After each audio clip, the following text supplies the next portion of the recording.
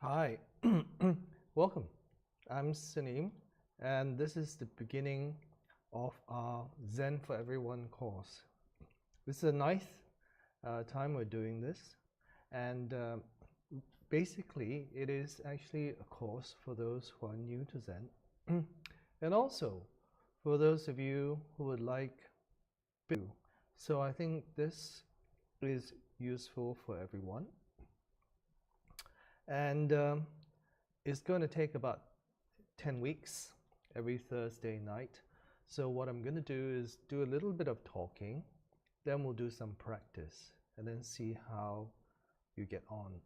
So if you have any questions, and I hope you have lots, please include it in the chat, and I'll try to answer as best as I can. So it's free, no charge for this course, and it's on Facebook Live or YouTube Live also. And after each evening, the video will remain up on these both two platforms for you to go back to and review if you want to. So I'm based in Penang, and I've been practicing Zen since 1992, which makes me seem quite old. It's kind of, I guess that means it's about over 30 years now. And so over the course of this time, I've been through many blind alleys and made some mistakes, and also found things which are useful. So I hope to be able to share with you this experience I've had and some of this knowledge, so that maybe you don't have to go and make the same kind of mistakes that I did. So there are many excuse me, many ideas that people have about Zen when they hear the word Zen. And actually, Zen, the origins of the word Zen come from the Sanskrit word dhyana. So when excuse me, when Buddhism spread from India to China, then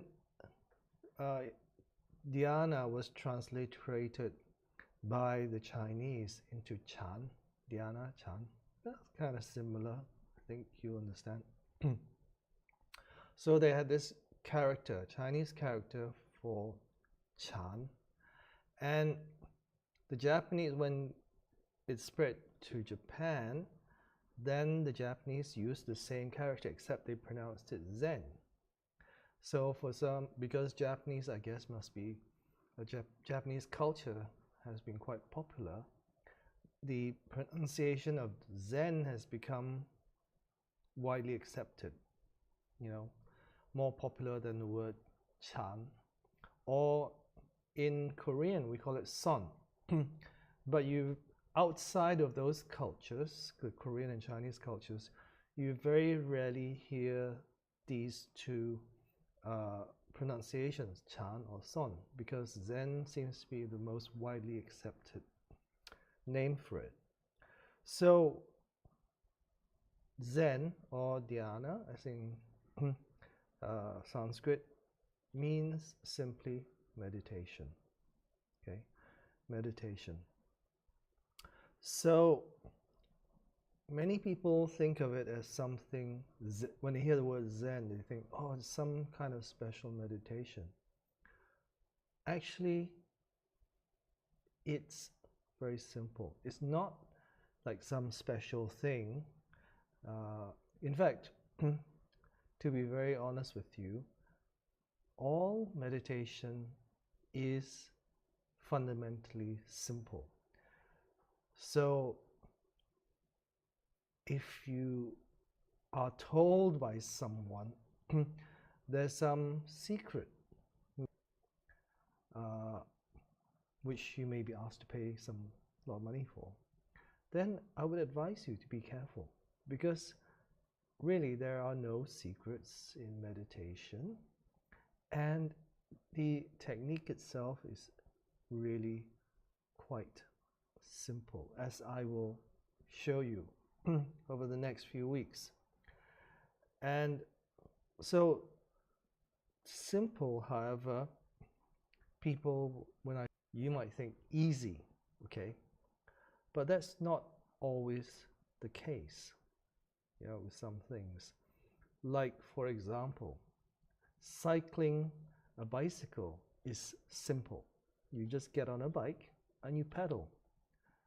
But when you are learning how to do it, it's not easy. I think, as you remember, maybe when you were a child, you get on, you fall off, get on, fall off, get on, fall off. So meditation is similar. It's simple, but it's not necessarily easy for you because it is so simple. So where does meditation come from? Actually, it comes from a long time ago. Even before the time of the Buddha learned meditation from another master. So the reason why it's become so popular is because when the Buddha practiced it to a very high level, he attained something.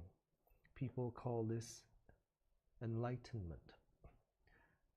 And we talk about it in a way that seems to be very special. But what it really means that he really attained himself. He really understood himself completely.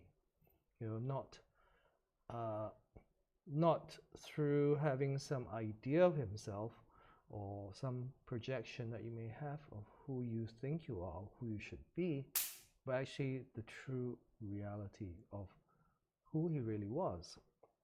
So then we follow his example, in Buddhism anyway, of practicing, and the fundamental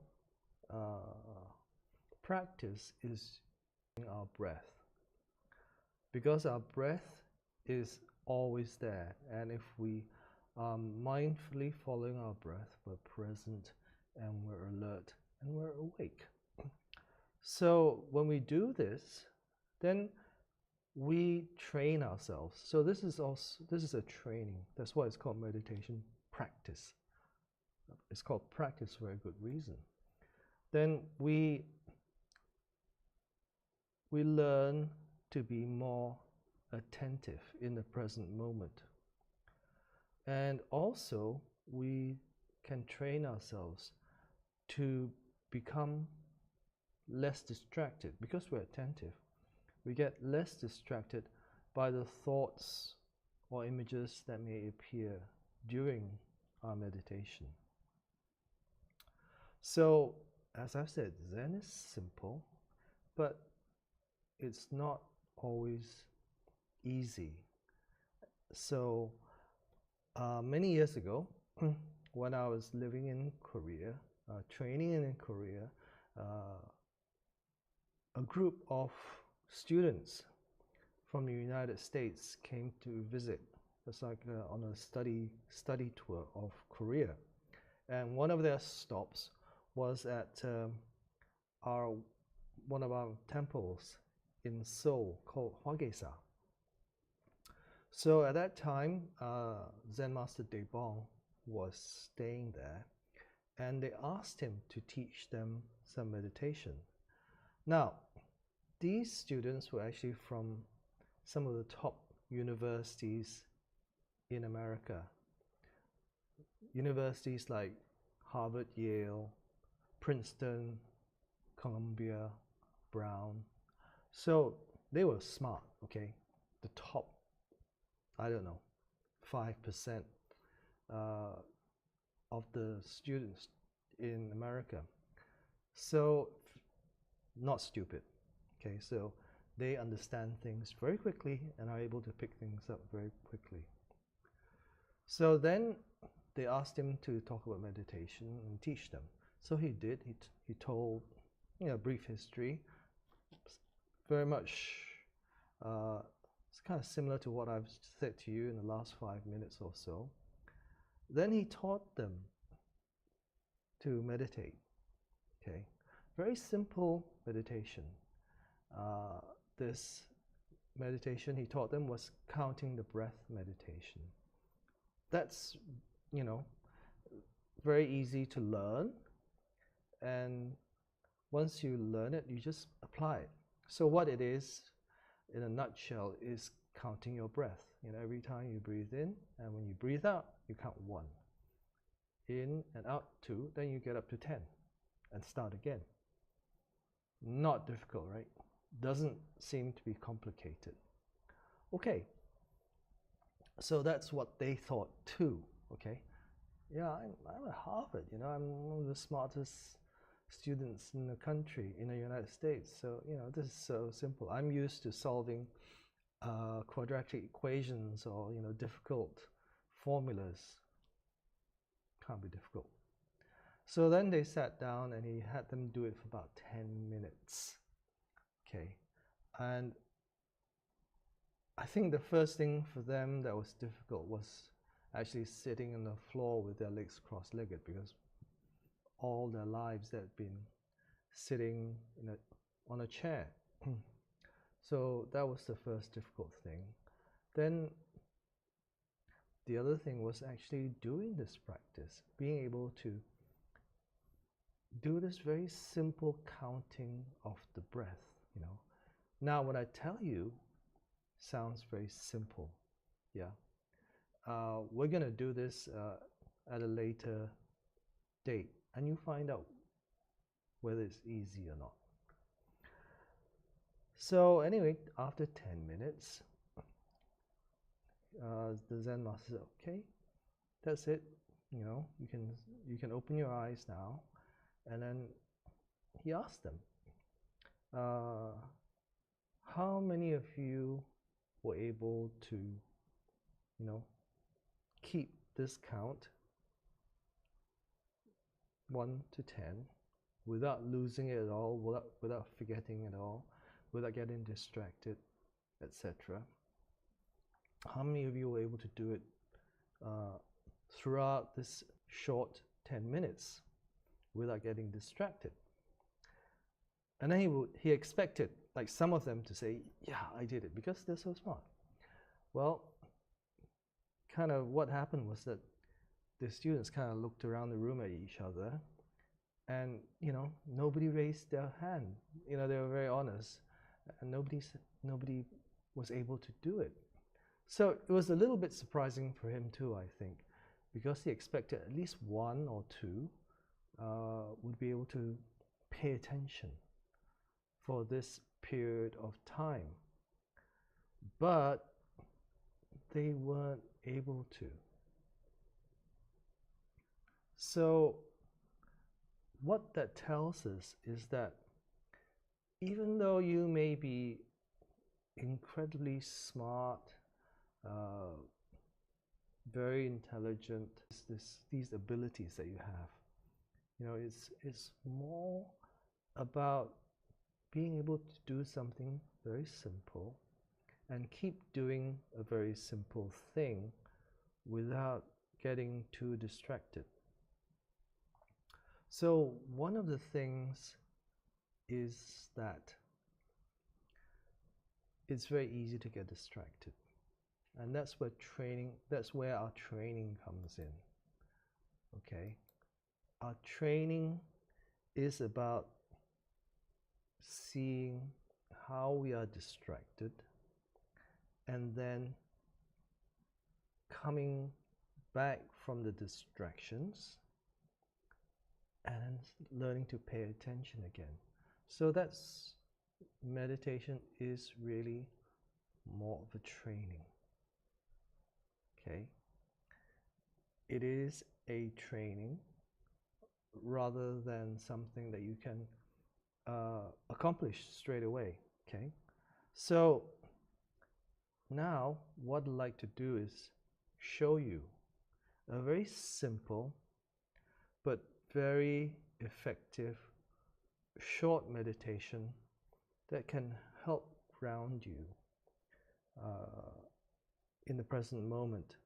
If you find yourself, caught up in your thoughts and you can't seem to, bring yourself to the present moment. And this is very useful, and it's a good starter for us to see, to experience what it's like, just on a very, very initial level. But you can keep doing this. You can come back to this technique anytime you want. And it's a very useful technique. And it's called the 3-minute breathing space. Okay, it can take 3 minutes, or it can be a bit longer.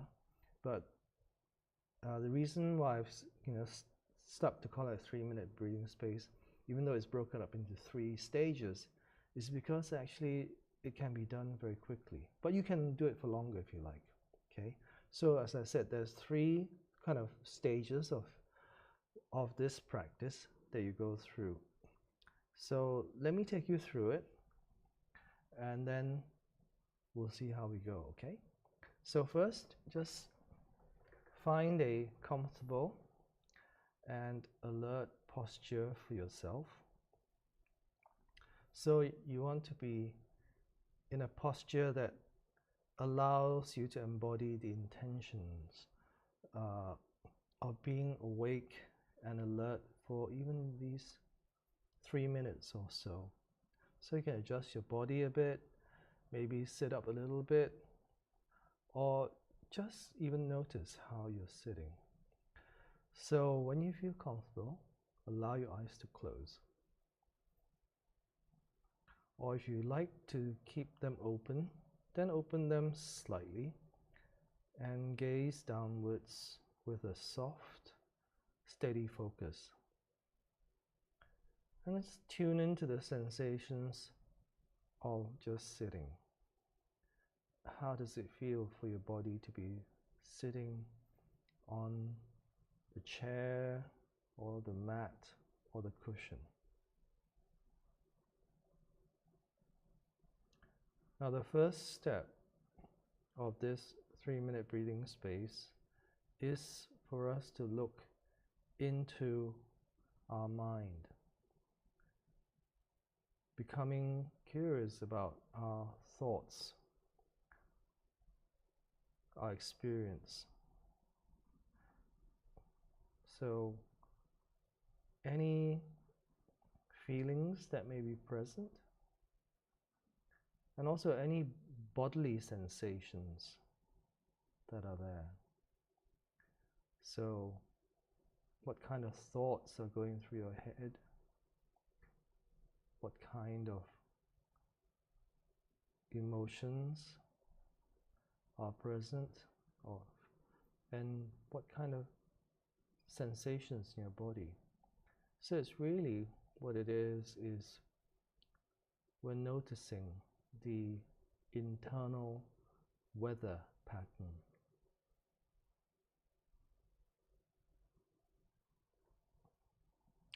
Just hold them in awareness, just noticing them, seeing them change from one moment to the next, and not changing them yourself in any way. Just noticing what is happening inside of you right now.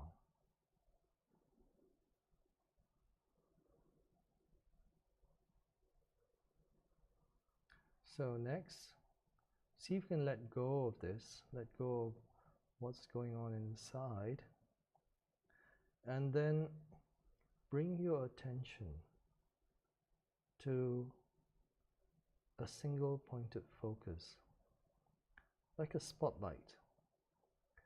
And you can bring the spotlight to the breath. Now usually I bring it to my belly,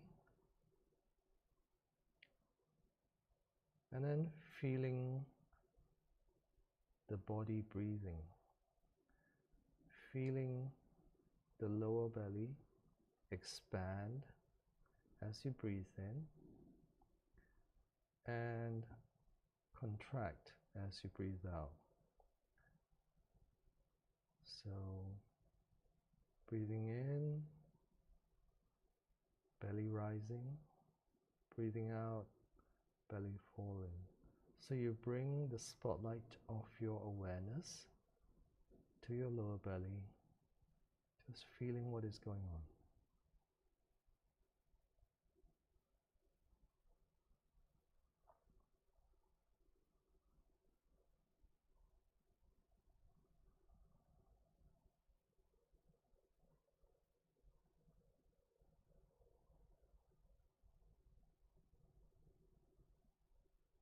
Then the third stage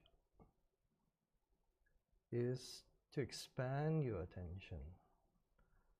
Expand your attention around the breath, around the belly, and allow it to radiate outwards so that it encompasses the whole body. Then you begin to feel as if the whole body is breathing. The whole body is sitting. Your whole body is breathing right from the crown of your head to the soles of your feet.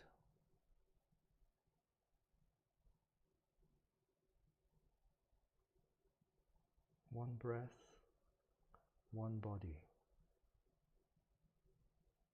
Holding everything, your whole body, in awareness. Breathing in, breathing out. Breathing in, breathing out.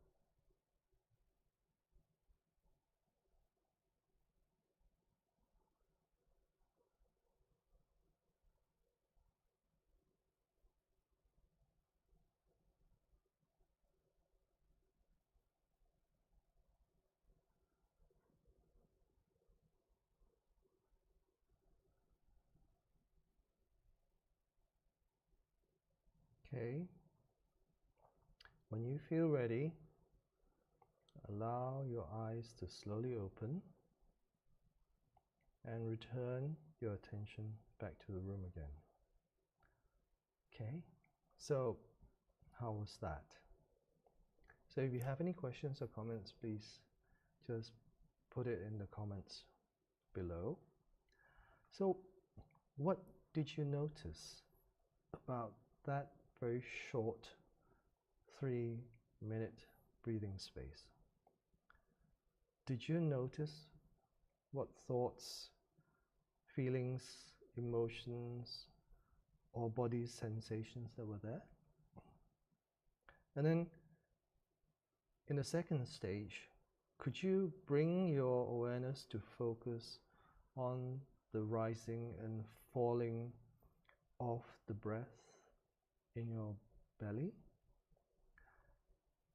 And then in the third stage, what was it like when you expanded your attention to holding your whole body in awareness? Okay. So see how you feel. And don't worry if you didn't experience it completely, some of the stages completely, or you didn't experience anything. It is practice. Maybe if this is the first time you're doing it, or the first few times you're doing it, you may not notice very much. And that's normal, because it's like we're learning to ride a bike and we're starting to wobble or we're falling off. So don't worry if it's not perfect. It's not meant to be perfect.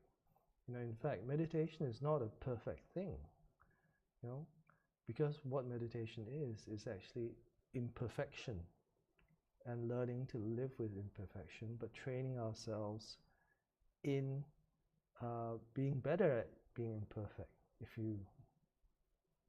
Some of you who've practiced will know what I mean. So anyway, don't worry if you weren't able to do it perfectly. Just practice, just train yourself, and you'll get better and better at it. And pretty soon, you'll be able to do wheelies on your meditation.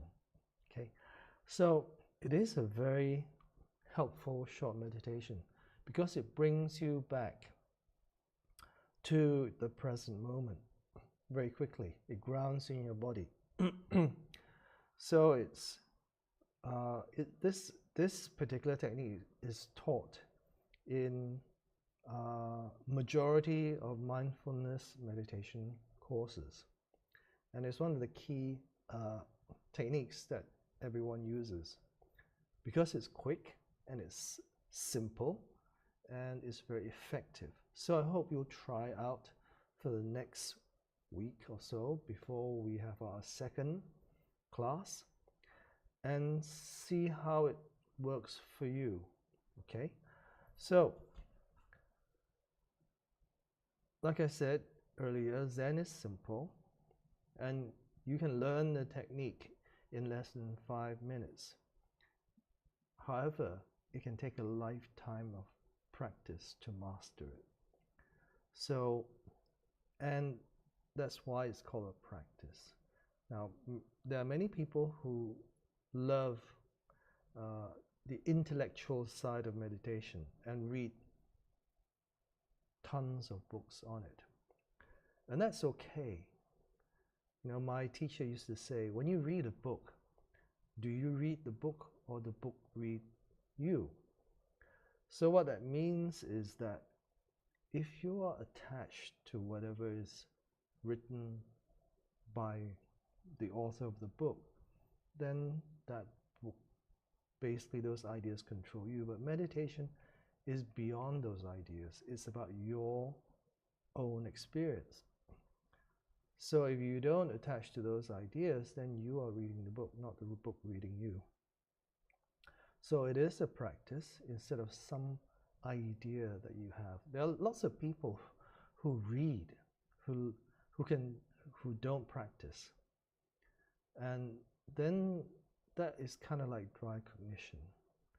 So practice is very important, but just remember, don't get attached to any kind of ideas about meditation that you might read about. So now that we've done a bit of practice, let me give you a working definition of meditation, of what meditation is. And on this course, I will use the terms Zen meditation and mindfulness fairly interchangeably. So meditation is the intentional practice to pay attention moment to moment with openness and acceptance, without judgments or expectations. And then the awareness that arises from this is mindfulness. Okay? So intentional practice to pay attention moment to moment with openness and acceptance, without judgments or expectations. And then the awareness that arises from this is mindfulness. Okay, so that is our working definition of meditation. Next week, I'll share with you another meditation technique that can help you pay attention to your breath. So until then, please try practicing the 3-minute breathing space. Hopefully, if you can, once a day, until next Thursday. And if you want, you can kind of mark the space in the video where I've done it, and you can follow it as kind of like a guided meditation if you prefer. So until then, take care, have a nice end to the week, and see you next Thursday. Bye-bye.